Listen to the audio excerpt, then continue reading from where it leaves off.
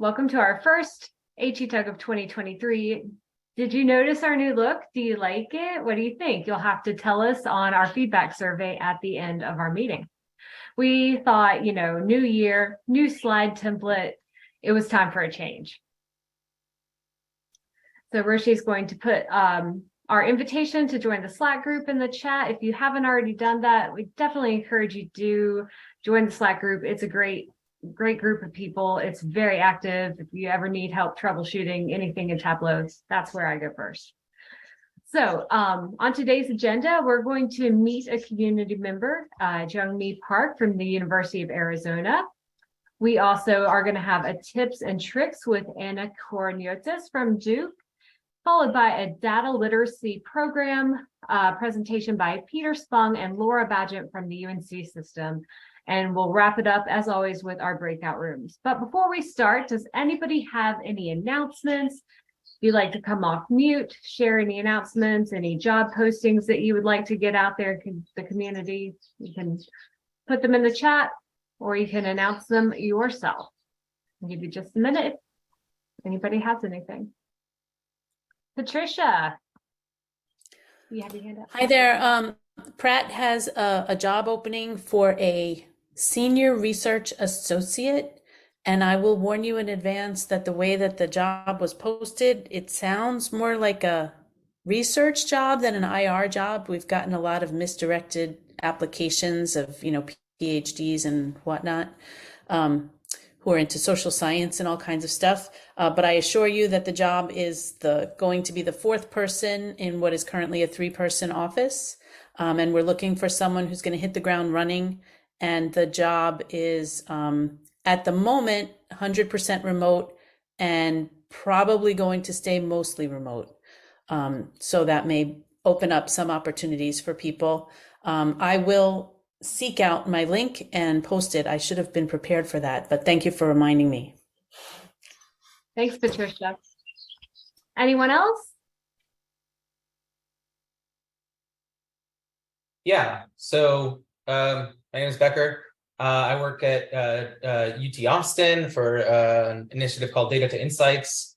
Our team is currently looking for a bunch of different positions, and I'll post a link to all of the positions that we're looking for, but most specifically for my team, a analytics production coordinator. So it's a kind of hybrid data analyst / comms kind of position. Super cool, super interesting. Definitely take a look. And yeah, it's fully remote and it's an awesome team to work with. So excited to have. Awesome, thank you. Any other announcements from the group today?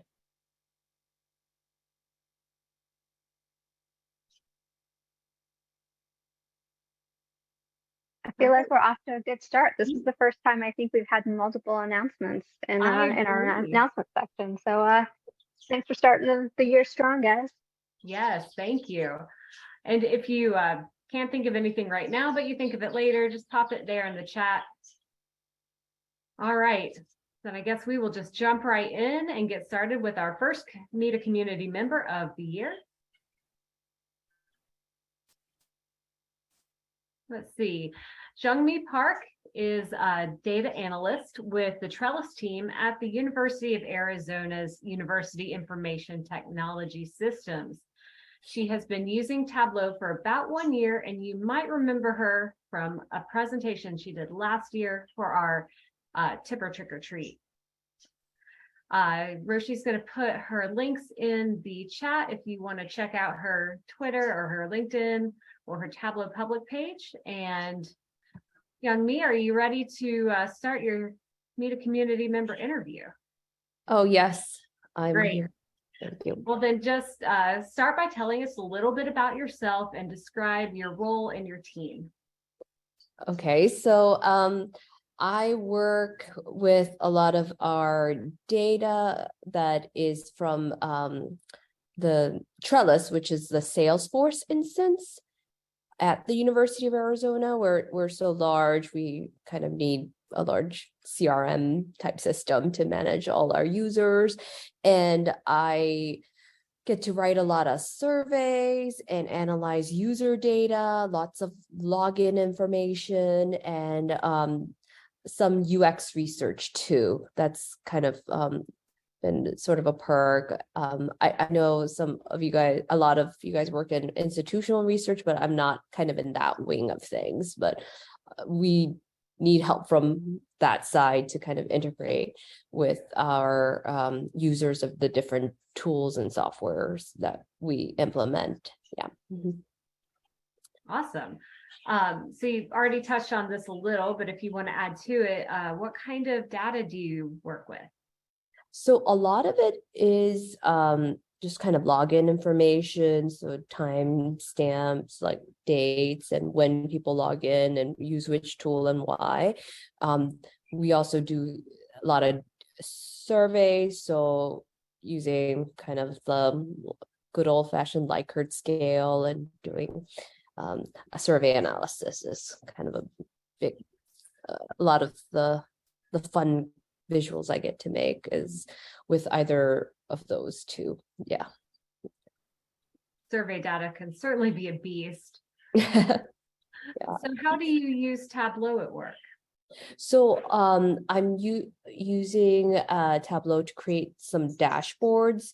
We have launched some newer tools at the University of Arizona, like Cat Cloud, which is kind of a hub for mostly for our students, but we want to like branch out to employees and staff who might want a one-stop shop to check again, student facing, so like they could check their grades, any upcoming assignments, their dining dollars, and it was launched this fall, so I'm creating a lot of dashboards to track users, like who are the users, which programs are they in, what grade level, I guess. What year they're in, and so I get to kind of track that kind of information. Mm-hmm. Do you have a favorite Tableau project that you've worked on? I think it is the Cat Cloud one, because the other ones I've done have been maybe for very smaller, like specific use cases, like when we have campaigns, and I would create something for campaign manager, or I would create something just for what our marketing team does. But this is kind of more of a holistic view of a lot of the, especially the student populations, like, wow, how different their patterns are for usage. Yeah. Mm-hmm. Yeah, you work with data that, I've never even touched, so it sounds really interesting to me. So do you have a favorite Tableau feature? Oh, that's a hard one. I just really like how dynamic the dashboards are, and how, I would say the filtering in dashboards, like in dashboard actions, just so we could get down to those subsets, like how are freshmen using it, or how are freshman art majors using it, so being able to do all of that just on the dashboard page is so nice. Mm-hmm. Do you have a specific part of Tableau that you want to learn more about?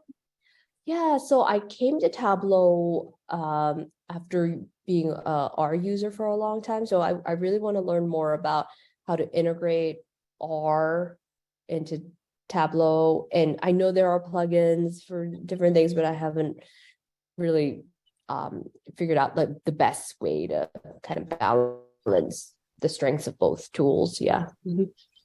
And I'm just learning R, so that, very powerful to put them together. Yeah. So if you could go back in time, what is one thing that you wish you could tell Tableau newbie you?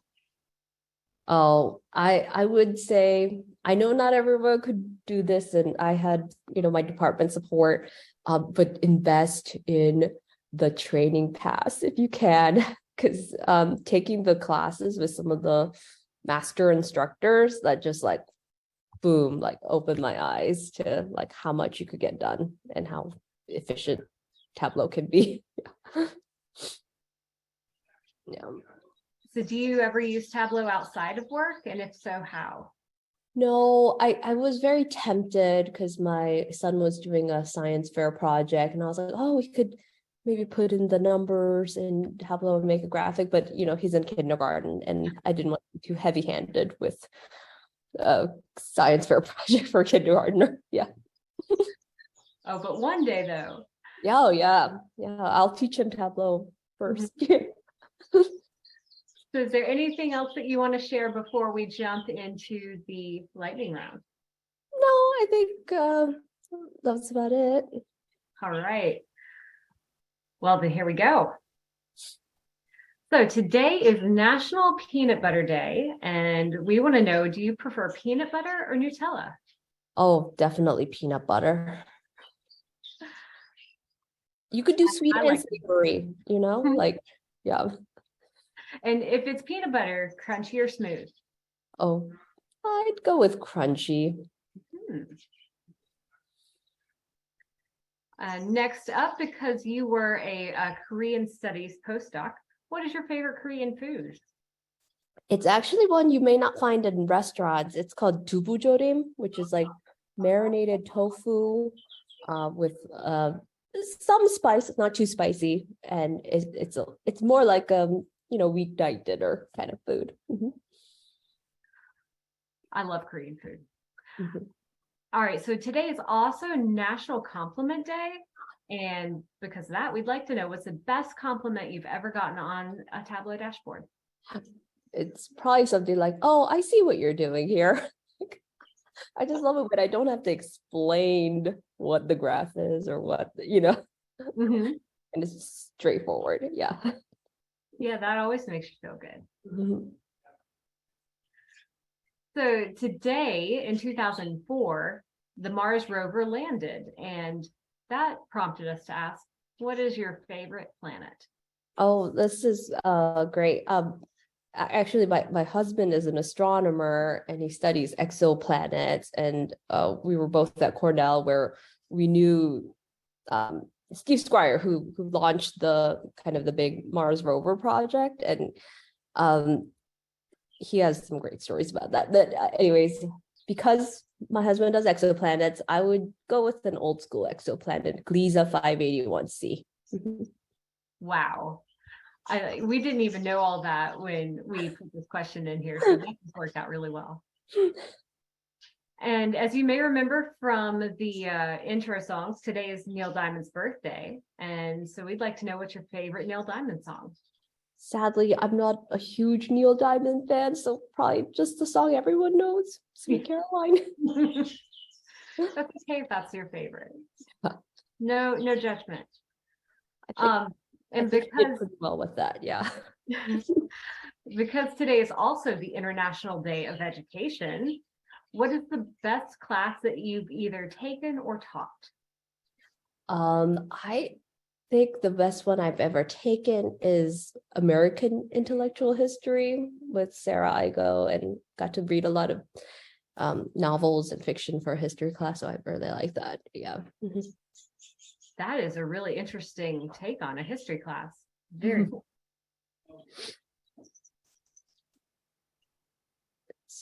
So today is also Just Do It Day. Ooh. Thank you, Nike. What's one thing you plan to just do this year? I wish it was something super ambitious, like climb Kilimanjaro or go on a keto diet, but it honestly is like do an actual spring clean and throw out some of the junk that we don't use in the house, including like baby clothes and toys and stuff like that. I need to do that too. I did that last year, but I didn't quite make it all the way through. Oh, I'm sure it's exhausting. Yeah. All right, we'll wrap it up.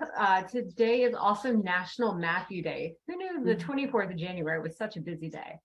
And so we wanted to know, who's your favorite Matthew from Friends? Matthew Perry, who played Chandler, or Matt LeBlanc, who played Joey?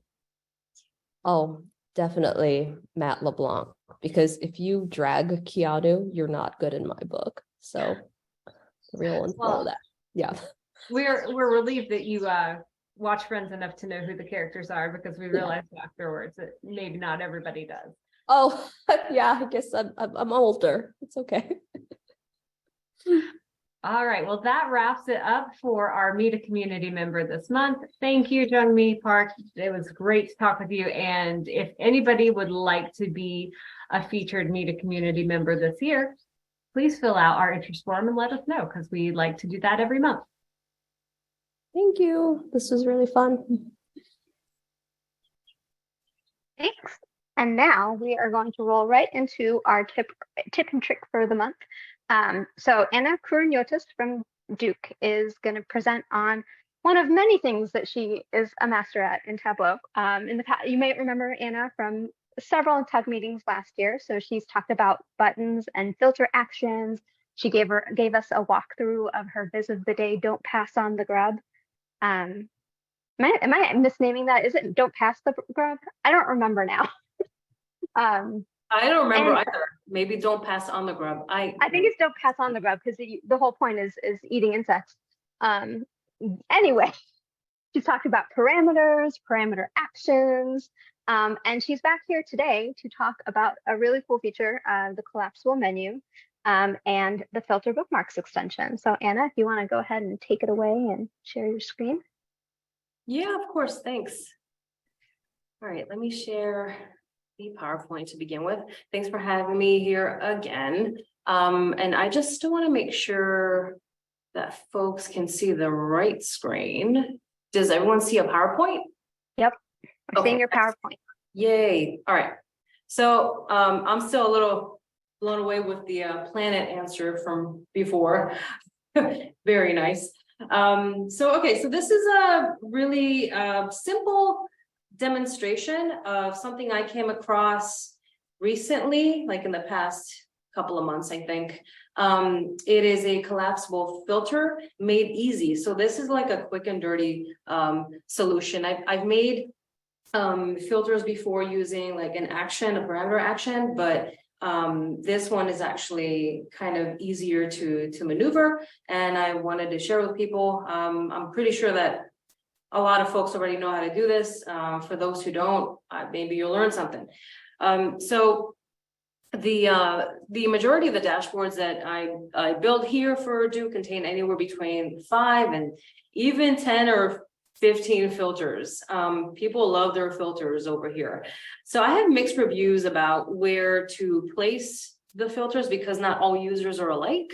Some prefer to have everything centered at the very top in a horizontal manner, while others prefer everything on the top right corner going down. But one thing I've tried recently is to allow users to show and hide the filter panel whenever they like. Again, some folks find this feature very useful. Others prefer to see everything, no matter how cluttered things might look on the dashboard.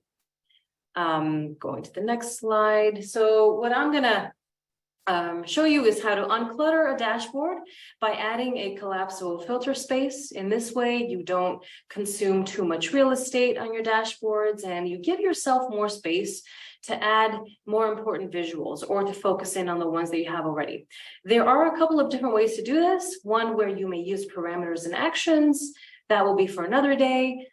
Today's demo is the quick and dirty version of the collapsible filter.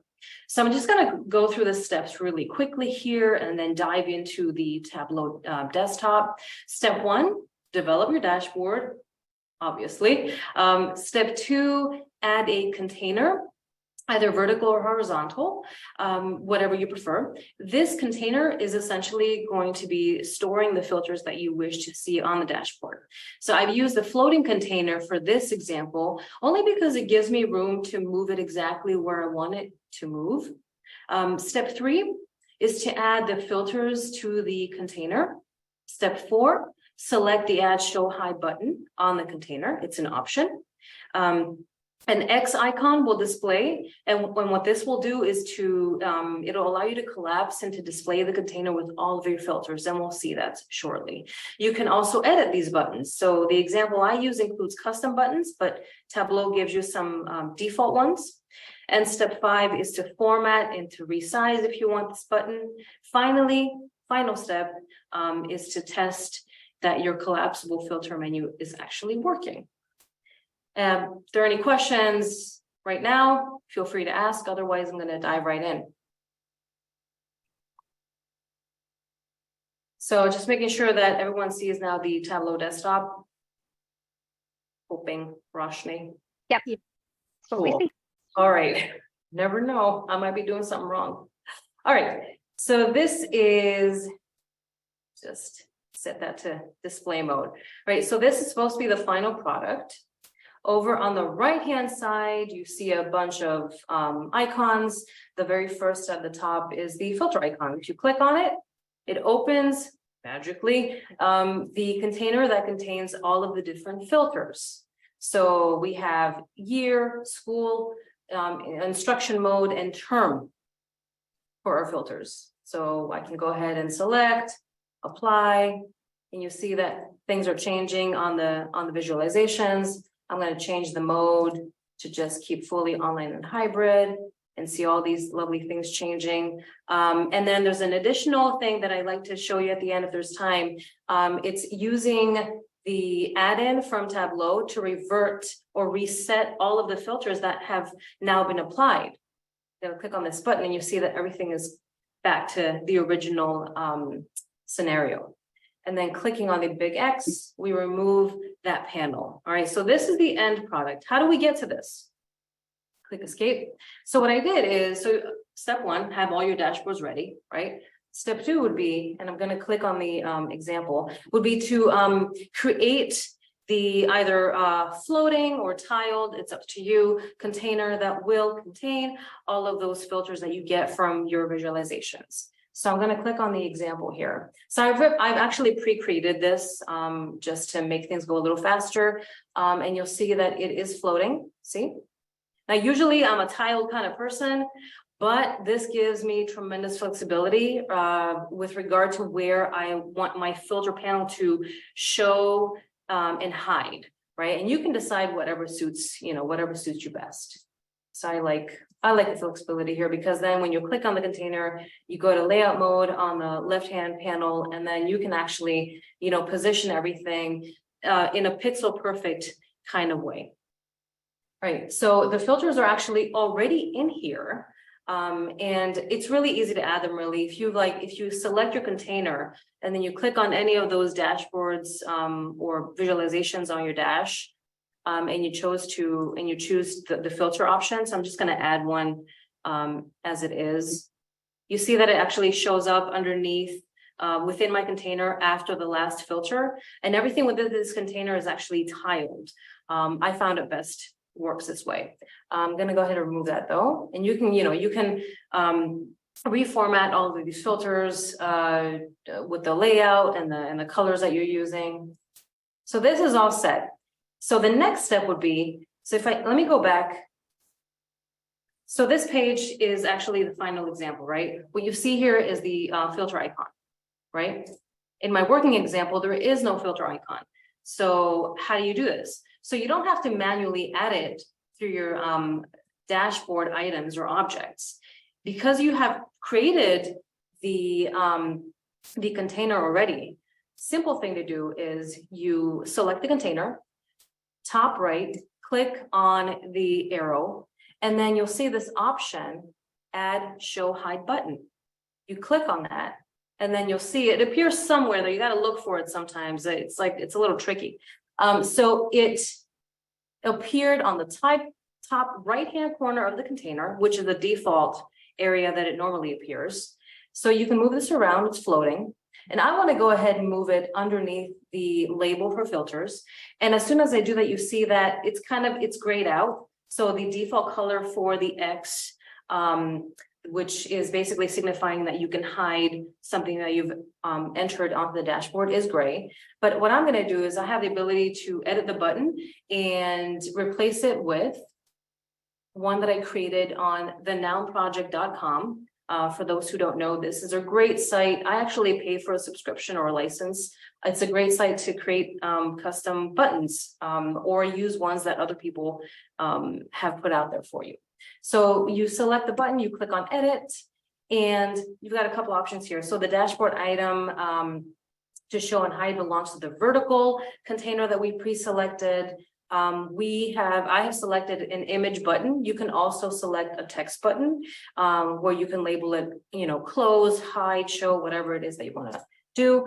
I have chosen the button to be an image. So I'm going to go ahead and click on the image and select the one that I have created. And if I remember correctly, it was this one. I'm going to open it up. I'm going to hit apply so you can see that change happen right away. See on the left hand side, that button is now the one that I want to use, the custom one. And then so that's the button appearance for when you have the user click on the X in order to hide the filter panel. Now you can also put in a specific button for the opposite when you want the container of filters to actually display, right? So currently there is no custom image. I'm going to go ahead and select that custom image. And I forget which one it was now. Ooh. Menu, filter, I think it was this one. Open, apply. I'm going to click OK.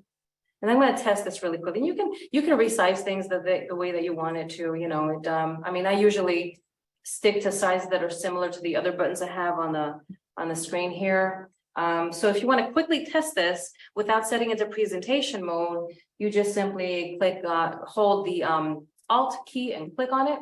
And you see now the filters went away. When you click on it again, they reappear. Okay, so that's one part of the presentation. The other part is adding this really nifty button here. Really easy to do. In the past, I've actually done this once or twice max, using parameter actions. And Tableau offers a free extension to allow folks to reset filters. So I've actually put this in here already, but I'm going to show you it's really easy to do. So I'm going to take this out of our filter panel. And if you're in the dashboard panel on the left, I'm going to click on floating because I want to actually just, oh no, actually I'm tiled. I'm gonna stick with tiled because the button that I added previously is actually following a tiled layout. And then I'm going to select extension, click and drag extension to the top underneath my filter heading. And then you're opening up this view here. Right, so the extension that I selected would be the filter bookmarks. Okay, when you click on that, you get this view showing up, and it says filter bookmarks configuration. And this is actually an extension that was created by Tableau. There are other extensions that are created by other companies, and the only caveat with those is that you may need special security access from your server administration, for server administrator. So I've actually come across one of those issues recently, and I'm kind of like begging somebody from our admin team to allow the extension as created by this particular vendor, but we'll see. I'm crossing fingers. So with regard to this bookmark config, you can select the type of button that you want to include here. I selected, let's just go with text button. And then you can customize your label as well. You can say, instead of revert filters, you can say clear filters, whatever makes sense to you or the users. And then you can go ahead and choose your button color, your background color, whatever it is that you want to customize. I'm just gonna do some really, a few number of changes. And then what I do is I ignore the settings and just clear all filters when that button is clicked on by the user. You click OK, and you see that this button has now been included here. Of course, you do need to create fix the formatting a little bit, make sure that the right background is attributed here. I'm going to go to the original example just to show you how that looks like. All right, so I'm clicking on my filter icon and selecting, a few years here, clicking apply, and then adding another filter just for like a couple of different terms here. Click apply, and then clicking on the revert filter button in order to just go back to the original settings. Yeah, and that's it. That's my whole demonstration for everybody. I hope you found it useful. This is on my Tableau public website. You can actually download the dashboard. If you choose to and you need the data behind the scenes, please let me know and I'm happy to share it. Thank you. Thanks, Anna. So we have a whole lot of comments. People have a lot of suggestions on different ways to get icons and things. You mentioned the Noun project. How did you kind of get into doing that design? Like when you're designing your own icons, like what tools are you using to do that design? Yeah, for the icons in particular, I do use the Noun project. I used to use Photo Paint, but it's just so much easier getting ready-made icons. You know, you can use Photo Paint and Photoshop for other things, like, you know, with images and whatnot. But yeah, I stick to the Noun project. I've actually downloaded very specific icons for that I use now in a standardized way for all internal Duke stuff. And then when I'm using Tableau on a personal side, I have a whole other set. Got it. So someone asked a question, and I think this might require a screen share again. On your filters, how do you add in the apply feature? Is that something that you? Yeah, let me show you. Talk? Yeah, I'm just sharing my screen again. I'm sorry, I'm gonna wave my arm really quickly. So I'm in an office where it's got this like light sensor, and if I don't move around, it turns off on me. All right. We used to, in my old office, we tried to hang something from the ceiling that would move with the air so that it would look like a person. I don't know that it was all that successful, but. Okay, that's funny. I might have to use that. All right, so what was the question again? See, I'm losing focus. Sorry, I put you on a tangent. So on your filters, how do you add in the apply feature? Oh, right, yeah. Okay, show you. Okay, so this is one of the filters, right? You click on the options, and it is under customize. Everybody see that? So in customize, the show apply button has to be selected. If it's not, then you don't see it anywhere. See, I just changed it.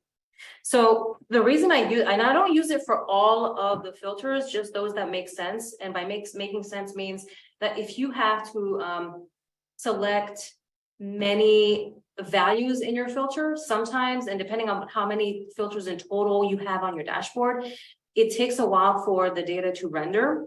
So and I've had good feedback from folks about this one. So in this case, all of them have that show apply button, just because it provides for a more consistent user experience. So let's say, then if I want to take it off, I go back to customize on that specific filter item, and I select it, and now it's back. Oops, sorry. There we go. And you have to actually do something in order for it to be visible right there. Okay.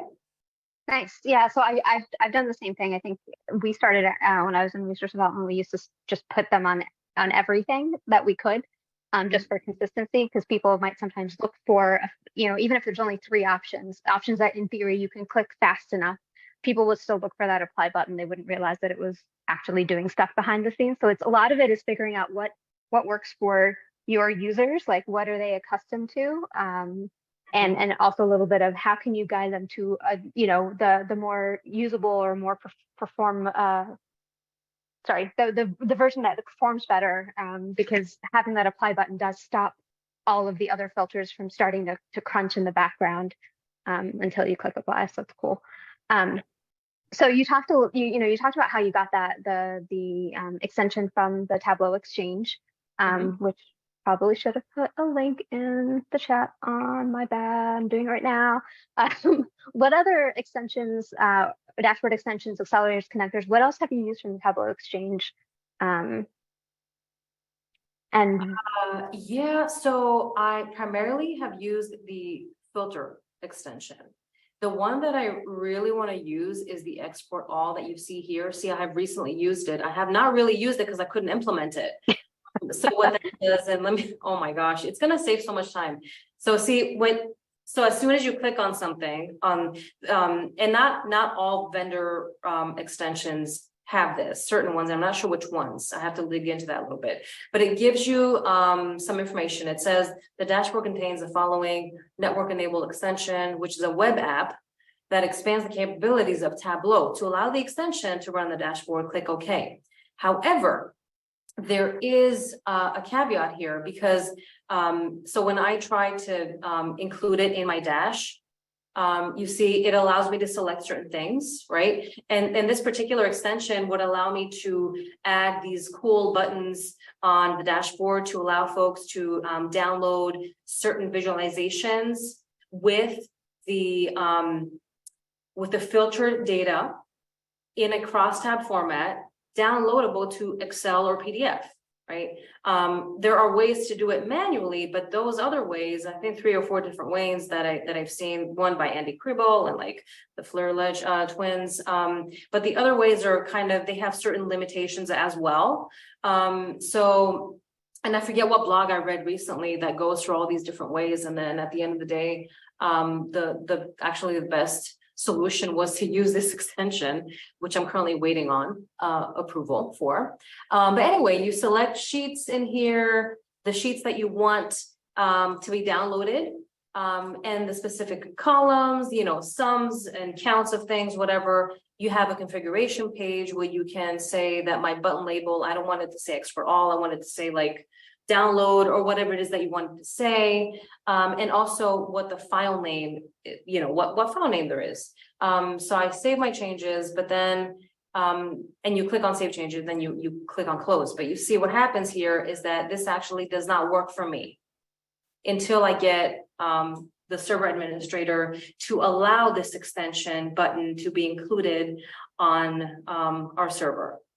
Right. And that's one of the drawbacks of any of those, or maybe not all of the extensions, but a certain number of those extensions do require that they be server connected. And yeah, it's all, a lot of times it's out of our hands, which is unfortunate, but Oh well. oh well. So I mean, you know, in lieu of that, or rather, the other workaround is to just, you know, give certain users certain rights through our, so the way that we give our users rights internally is we use something called group management, where we create certain user groups, assign users to them, and then depending on what user group you're on our administration side of things, then we decide like this group has view access, this group has, you know, download access, whatever, comment access. So in this visualization, since I would like to give the downloadable version, right? I would first apply the right user security access rights to the appropriate user group, and then I would go in and provide some kind of documentation, probably with an overlay on this page, telling users how through the Tableau functionality, they can download either the data or the cross-tab information or the actual, you know, visualization. It's not as pretty. So there is documentation required, like you need to provide your users with some information, probably visually, on how to do that. Right. And I mean, that could be something as simple as something in a tooltip or just a little, you know, blurb on the screen in a text box. Great. I think there might be some more questions in the chat. There's been a lot of chatter. So if you could take a look, Anna, Okay. that would be great. And yeah, thanks so much for coming back and sharing yet another tip or trick. We always love having you. So thanks. All right, thank you. All right, and I'm gonna start sharing my screen one more time. And fair warning, it sounds like there's a tropical storm or some such thing happening outside my window. So my internet cuts out, we'll know why. All right. I guess it's a good thing that there are 2 of us in case the internet ever goes out. I think it's happened to me before. All right, so next up, I'd like to introduce Peter Spung and Laura Bageant from the UNC System Office. Peter has been with the UNC System Office for 3 years, where he's responsible for information product management in the newly formed Data Operations and Integration Office. He had prior technical and business leadership roles in enterprise information and software product management in the private sector, in the healthcare and IT industries. And while often inundated with the colors of Carolina blue and state red, Peter's heart is with old gold and black. Go deep. That's my alma mater too. And Laura graduated from the University of Virginia with a BA in Foreign Affairs and then earned her MBA from the University of Baltimore. Laura joined the UNC System Office from Towson University in Maryland, working in the international admissions, enrollment management, and then institutional research. Prior to that, Laura held various roles in international operations at Prometric, implementing the global conversion of standardized exams to computer-based format. Laura now leads the new data operations and integration team at UNCSO, which she launched in 2022 after 3 years in the program management office and 6 years in data and analytics. So they're going to talk today about establishing a data literacy program, how the UNC office is getting started. So Peter, Laura, I'm going to turn it over to you. Thank you, Jeannie. I think Laura's going to start. All right. I hope.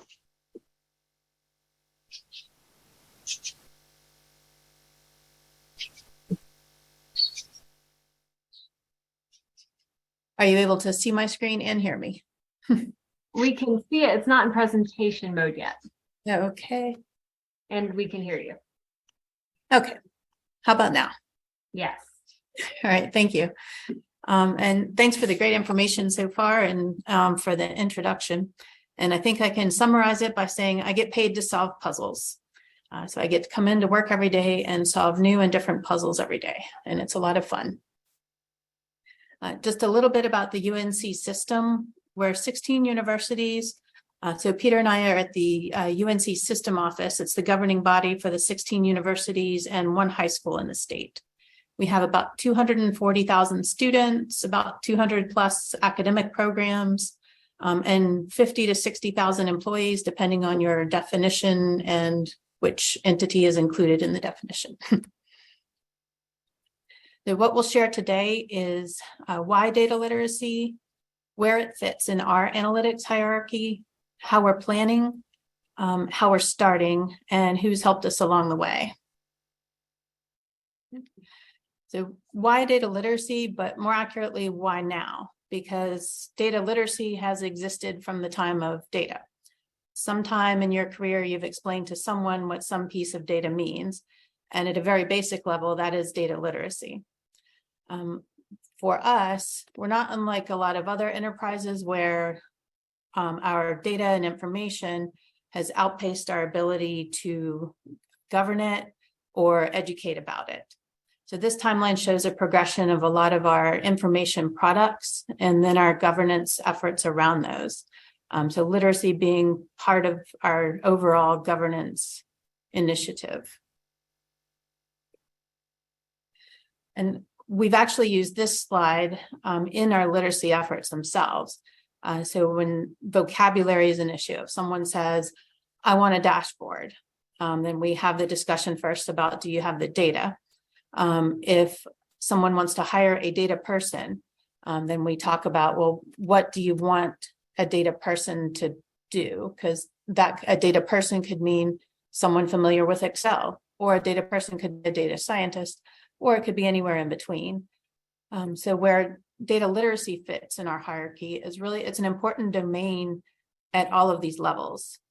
You basically have to know what is in your data and what you want to get out of it and how you want to show it. So as we're planning for data literacy, these are some of the questions that we've asked. What outcome do we want? What does success look like? Can it be measured? And it's okay if it's baby steps. What are our guiding principles? And who are our audience?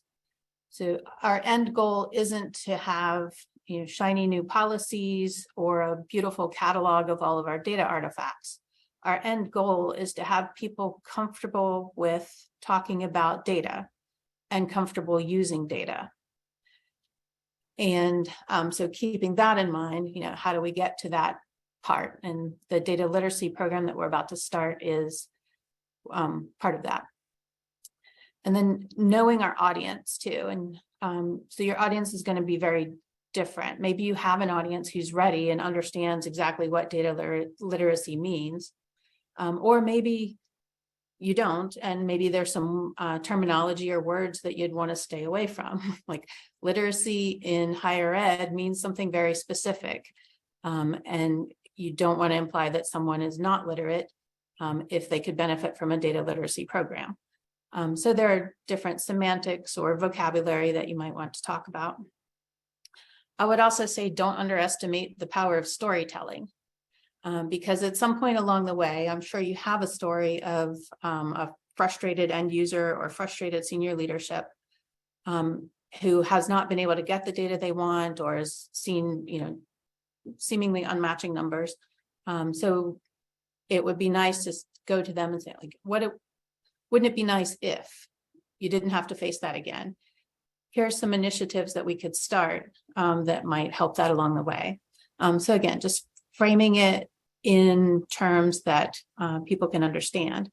So also, like, what's the cost of not knowing what all is in your data inventory is another avenue that you might take. So just to look at what's in our data ecosystem, we have, again, the 16 universities and the one high school that has 2 campuses now, sending data to us that goes into our Oracle data warehouse. A subset of those data sets goes up into Redshift, where any of our 16 universities can plug in and use and view Tableau. They can view the dashboards that we've created, or they can plug in and add their own data and create their own. And then a subset of those dashboards is also available publicly. And then we have other tools that can plug into that Redshift database as well. So as you can imagine, there are a lot of places in here where people can get creative with definitions or adding their own data. So our literacy around, like, what we have and how it should be used and where the guardrails are is a lot of the attention that we're focusing on right now. So with that, I will turn it over to Peter to talk about how we're starting. All right. Can you see me, hear me? Okay. Yes. I can hear you. All right. And Laura, do you want to advance the slides? That would be great with me if you're okay with that. We'll absolutely do that. Super. So we're starting simple. We want to keep it simple. So we're going to engage a data governance steering group. Laura's part of that. It involves senior leadership from Program Management Office, IT, Chief Operating Officer, and a couple of other our offices here at the System Office. We're going to conduct a baseline assessment survey. I'll describe a little bit more about that in a second. We're going to then communicate and train based on the results about the data assets we have and other capabilities that others could use.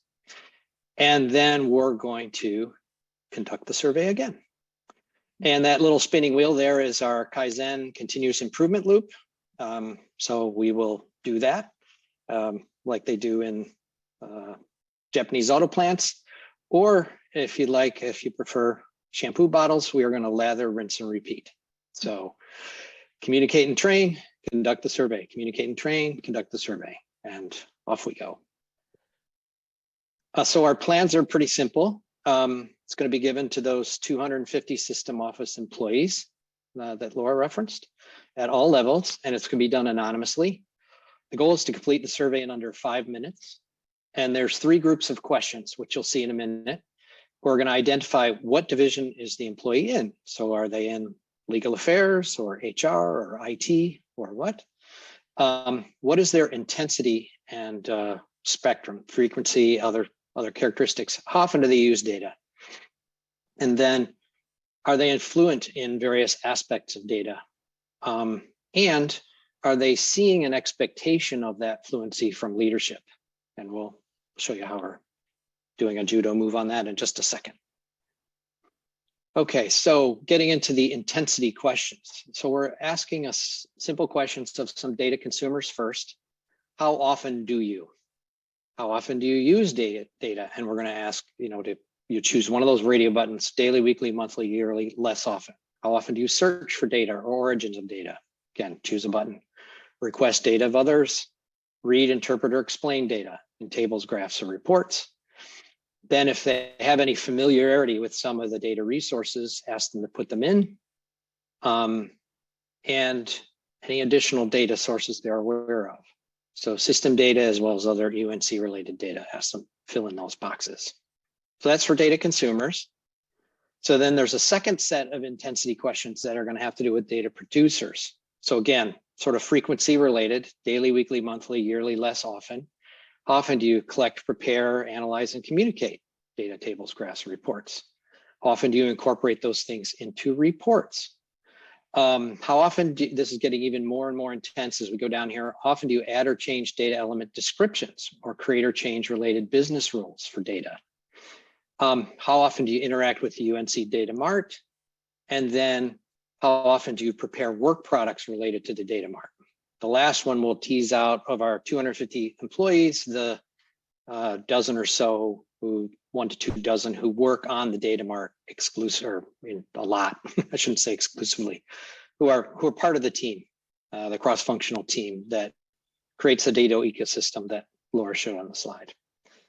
So that sort of will give us a feel for intensity. We will have asked what organization they're in, so we can do some sifting and sorting and figure out, okay, we have some people in a particular organization whose intensity is high. We probably want to target them, for example. So that's how we'll use the intensity information and the which organization are you in information in combination. And then next is our set of literacy questions. It's a little smaller. We're going to share these slides after, so you all can take a look at them. But, and kudos to Jason and Laurelyn, who I'll get to in a minute. So we're going to again, sort of on a frequency basis, never, seldom, frequently, always, Likert type scales. We're going to ask questions about training at the top there. Who requests it? And does it seem like the requesters are asking making a reasonable request? Like is it a fluent request for data report? Are the data that they have access to, are they clearly cataloged, defined? Then a leadership question. Do they visibly demonstrate how decisions were informed by data analysis? Is there some training available? Is the data that's utilized clearly documented? Is it easy to find the data that you need? Can you find explanations of the data? Can you see where it's sourced from? Sort of getting at a lineage question. Who else? Does my department use it? And are the needs discussed? So is my own division and department sort of beginning to think about becoming a producer? Does leadership engage in unsolved problems? Those puzzles Laura mentioned earlier. Is leadership engaged in these unsolved problems related to data analysis? Have you observed leadership cite data to support a new program, policy, or initiative? And so on. So it sort of goes from, hey, I can get trained on it, I can find it, I can use it, I trust it, leadership is asking me about it, and we're on our own journey within our division or department to become a producer. And again, that never, seldom, frequently, always scale, sort of a time-based scale. So those are the literacy questions that we have. Now I have to describe our little, the road that we're on here.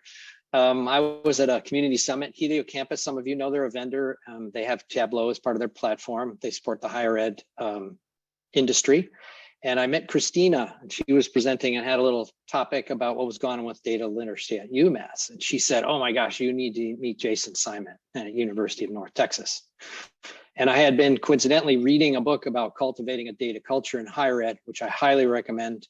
There's a chapter in there that was co-authored by Jason. And he had a little survey on there that produced something called the Data Frustration Index. And it was all about, can you find the data that you need? Can you understand it? Can you use it? Sort of thing. And I thought that was really cool. And so I reached out to him and said, hey, I heard Christina said you're working the space and I saw your frustration index. Have you taken it any further? And he said, oh yeah, And you need to meet Laurel and Taylor.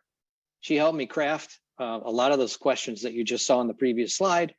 And oh, by the way, up in the upper right there at the AIR Forum, we had a little data, that's the annual conference for institutional research, the Association of Institutional Research.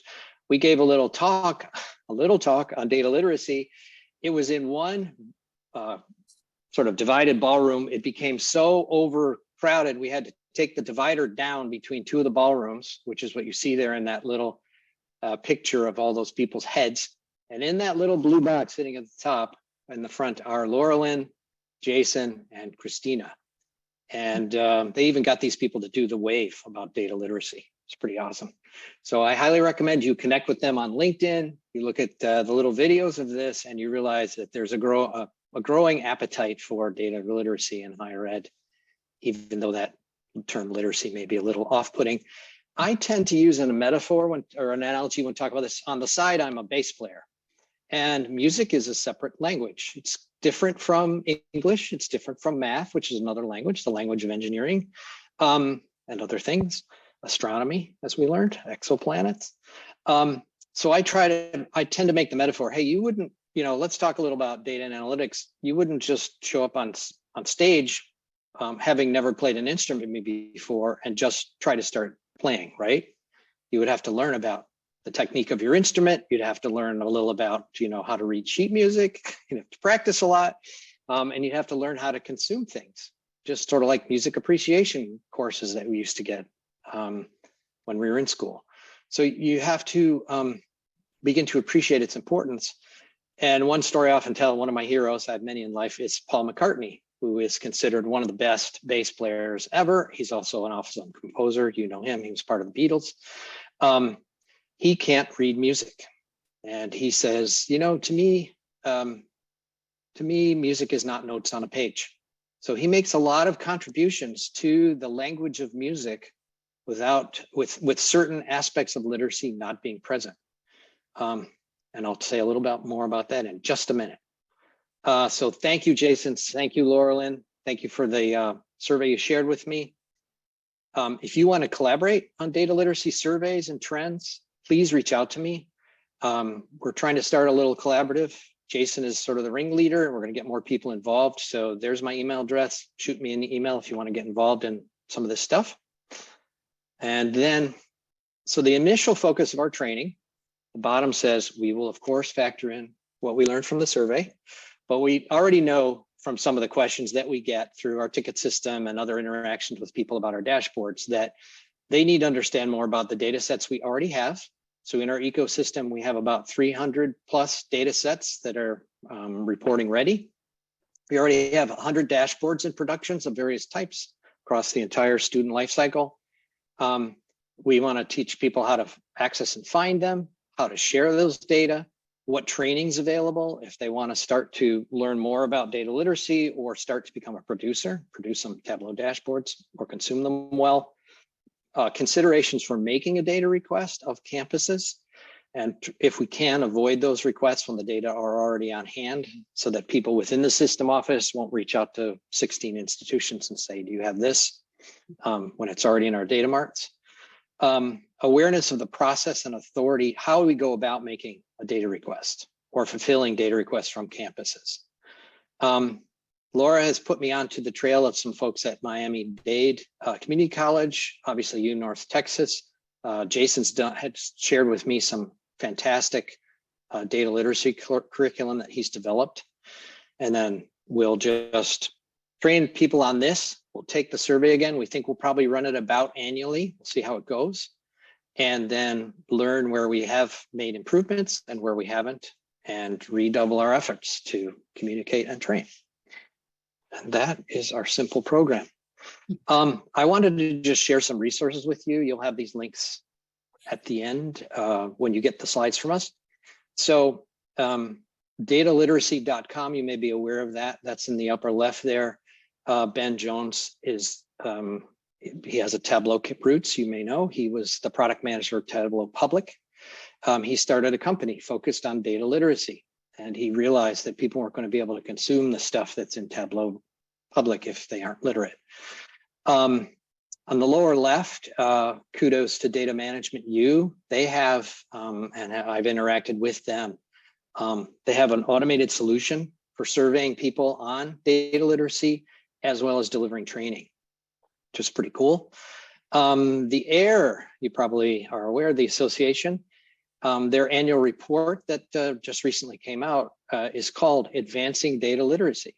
So they have a whole section in there about what they're doing in that space and how they're trying to catalyze that among all the IR community. And they hinted at an upcoming IR and data capacity blueprint that they're developing for an organization. Dataversity is also a great source of information. I've taken a couple of their courses. They're excellent.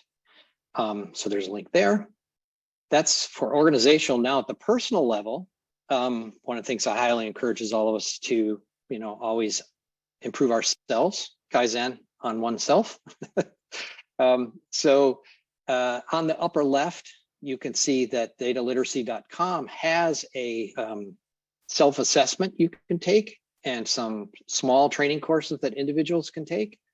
And you'll get scored on a grid of 17 K-traits of data literacy course. It's a typical 2x2 that you learn in MBA school, where you want to have stuff in the upper right, and if you have stuff in the lower left, you want to improve it.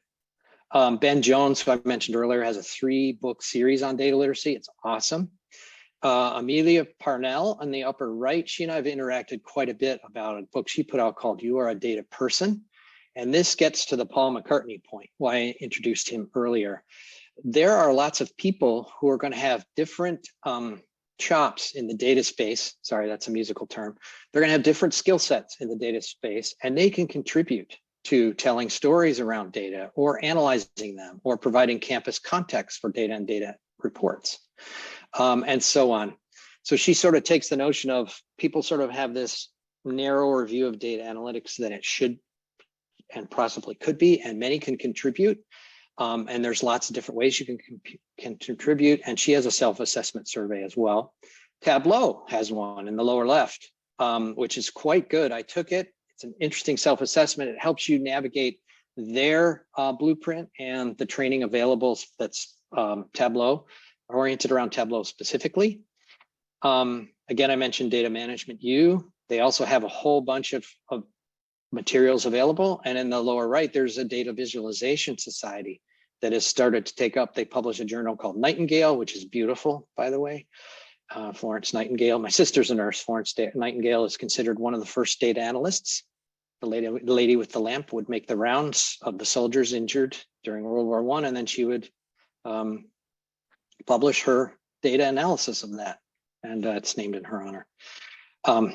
So there's all those resources. I'll pause now, and you probably have questions for Laura and me. Peter, Laura, thank you so much. If anyone does have questions, please go ahead and put them in the chat. I've been trying to monitor and I didn't see any pop up yet, but there are lots and lots of kudos. So you should definitely read through that.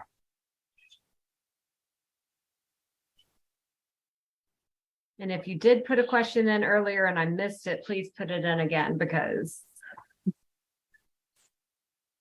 I obviously missed it.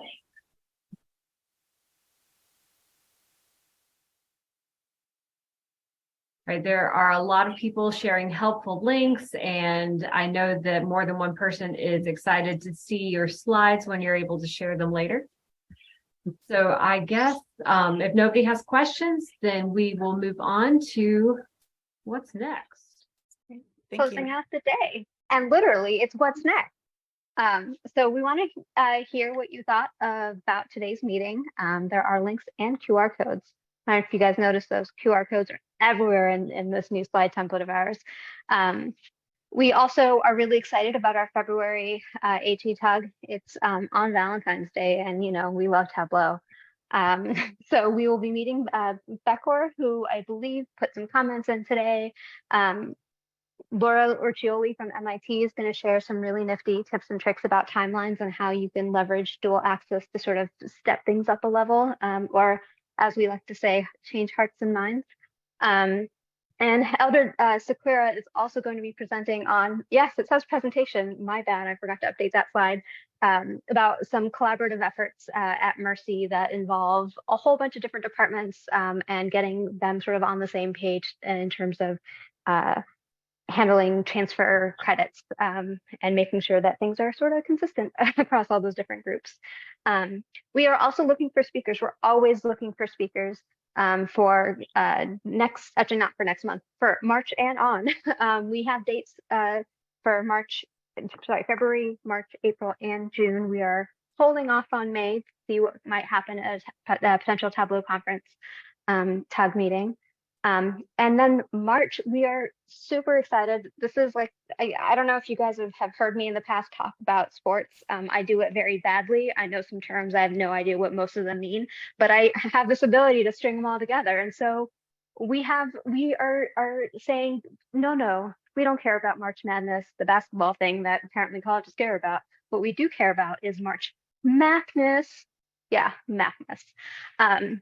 So if you use maps in Tableau, if you have any tips or tricks that you want to share about them, trick shots actually, if you have any slam dunk map ideas, or if you want to just, shoot some free throws for us and help out other HE Tag members who might be a little curious about maps, please help us get out of triple double map trouble.